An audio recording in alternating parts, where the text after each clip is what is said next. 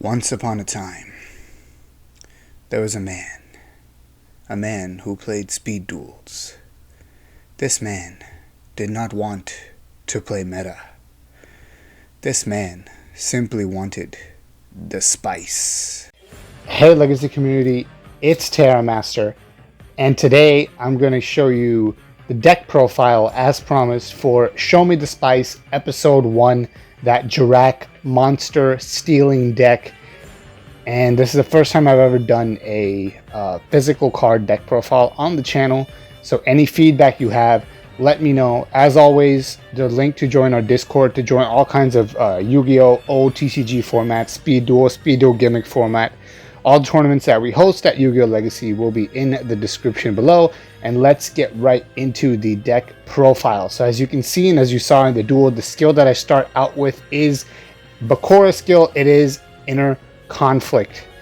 Now, I already explained it kind of in the deck video, in the match video, sorry, but this is very important to use in combination with Creature Seizure, as well as with your 3 Jinzos that you have in your deck. So for that reason, Inner Conflict is, in my opinion, the perfect skill. Let's put that over there, and let's get to the monsters in the deck, main deck.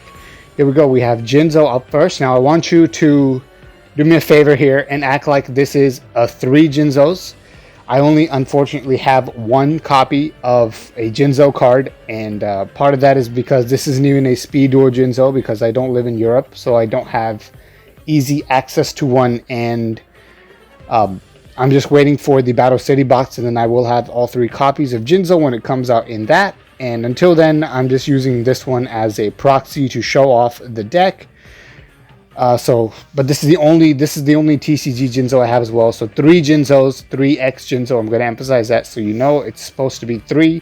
And now let's move on to 3x Jurrac Storico. Now this is one of your 2 normal monster token producers. It's a very important part of the deck, in that if you have Creature Seizure and your opponent runs over it, it gives you that opportunity you need to swap one of those tokens with your opponent's monsters. And if not, it can also be a tribute for Jinzo, or worst case scenario, it just acts as kind of a stall if you're in that kind of situation where you just need to wait till you draw your Creature Seizure, your Jinzo, one of your win cons.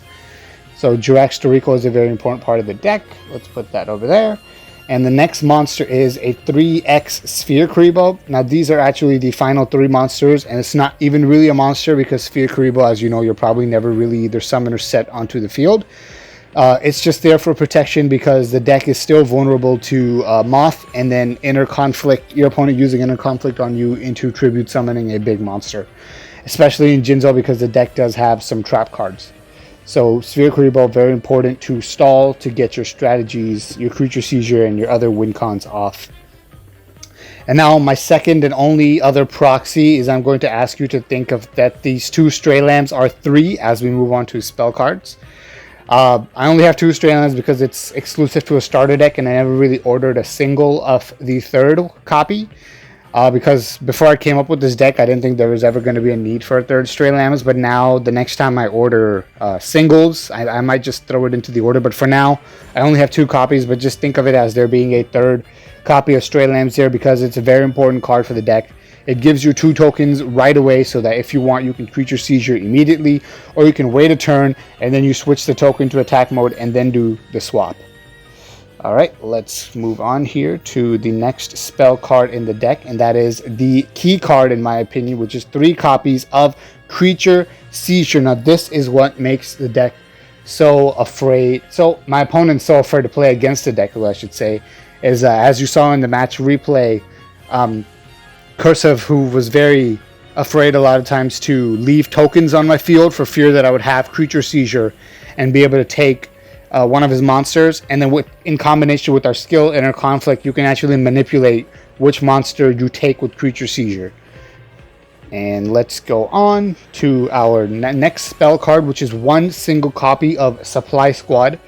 Now this has great synergy with your tokens, as well as your Jurrac stall monster, sort of, in that if they run over your tokens, try to clear your defenses, which they inevitably will have to at some point in order to get to your life points, you can draw a card whenever that happens. So in a way, it's like you lose a token and you're replacing a token with a card. So in the long term, Supply Squad will pay off. The reason I kept it to just one copy is that because you don't want to see more than one, because if you already have one active, the second one isn't necessarily something that's going to help you turn the game around or help you achieve one of your win conditions at that point.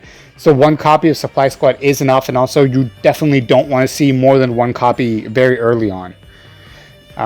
One copy of Offerings to the Doomed, and this is mostly because I think the correct amount of answers to have to survive a Interconflict Jinzo OTK play is 4. So with your Sphere Kuribos, you have 3, and then your Offerings right here gives you a 4th answer. And I do believe this is the correct number of answers to have to a Jinzo OTK play. And with the Sphere Kuribo, what you can do afterwards is you can always use your Creature Seizure to take their Jinzo, or use Interconflict and summon your own Jinzo. So really, it's just about surviving that one turn. And you don't want too many copies of Offerings, because this deck does rely on drawing cards and keeping a resource advantage. It's not an aggressive deck, so you can't really depend on killing their monster and then being able to skip your draw phase and still go ahead and win the game. Next, I have a little tech here, which is one copy of Twister. Now, the reason for this is because a lot of aggressive plays can be done with a card like Zoma. And then if you're kind of a stall-ish deck, they can use Nightmare Wheel on you in order to try to burn you off. They can do, if you run up against another stall deck like the Insect stall deck, this is perfect to get rid of something like Insect Neglect. And the reason I'm playing Twister over something like Dust Tornado is, first reason is the side deck, which we'll get to. And the second reason is that Twister works even with Jinzo on the field, and Dust Tornado would not. So there's that. So it synergizes with your own Jinzo as well as works even if your opponent has a Jinzo. And then we have 3x Zoma the Spirit. This card is very important because it's your kind of your only, other than Jinzo, your only way to be aggressive with this deck. So in a way, if you have Zoma, you can kind of put pressure on your opponent as well. If you've already made them lose some amount of life points, a Zoma Crash Suicide can also be a win condition. So, and it can also be a tribute for Jinzo. So Zoma is really just there to help you achieve some kind of win condition. Alright, next trap card we have. The final trap card is 3 copies of Nightmare Wheel. And again, this is one of your win conditions. It can stop attacks. It can do damage to your opponent's monsters so that you can then finish them off with either your big Interconflict Jinzo play, or just summoning Jinzo, or crashing with Zoma. Or you can just stall out with 1, 2, 3 Nightmare Wheels. So I think Nightmare Wheel is very necessary in a deck like this that plays a very slow, control-less style. Now let's move on to the side deck. Now, first thing I will mention about the side deck is that I am siding in a skill, and that is Twisted Personality. And the reason I'm siding in this skill is simply because of the fact that if you happen to play against another slow deck, or a deck that uses Twisted Personality itself, then you want this in order to have that matchup go in your favor. Since this isn't a super aggro conflict deck like you would normally see like with Conflict Warriors, you're actually at a disadvantage against any deck that runs slowly and does Twisted Personality. So the best side deck in my opinion is to just go ahead and match them with the mirror. So we'll put the side deck skill here. And then the two of the monsters in the side deck I want to show you are 2 Lava Golems I'm siding.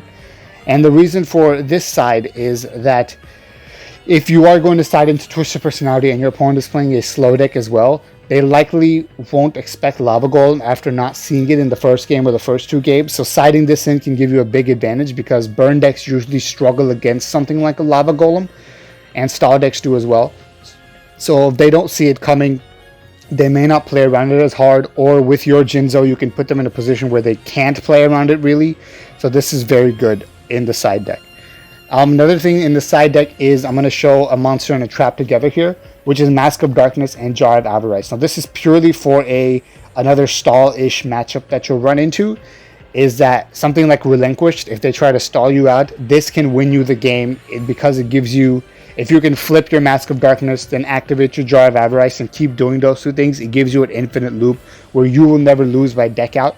And it gives you an opportunity to, with Mask, recycle whatever cards you need to try to gain advantage, even if your opponent is doing the same thing. Alright, and our final side deck card is 1 more copy of Offerings to the Doomed.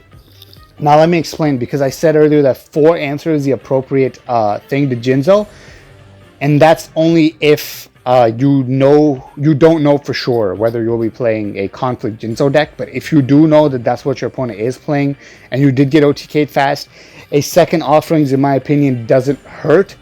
Because if you know for sure that Jinzo is your opponent's boss monster, and if you just survive their OTK Jinzo play, then you'll have a good chance of winning the game from that point forward, then I think this is actually a very smart card to side in.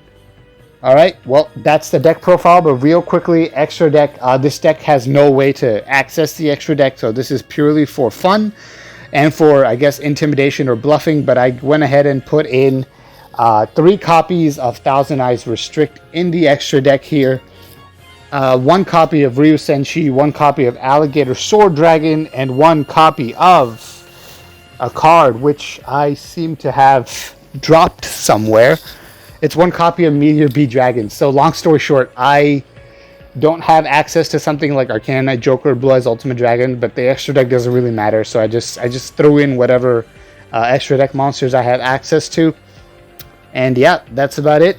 So that's the deck profile. That's my spicy Jurrac deck profile. Again, remember, if you have a spicy deck profile that you want to share with me and you want me to feature against on the channel, if it's competitive against a top tier deck, then go ahead and let me know, and I'll be on the lookout for those as well, and I'll always try to come up with more spicy decks as well. Anyway, that's all I got. Terra Master out.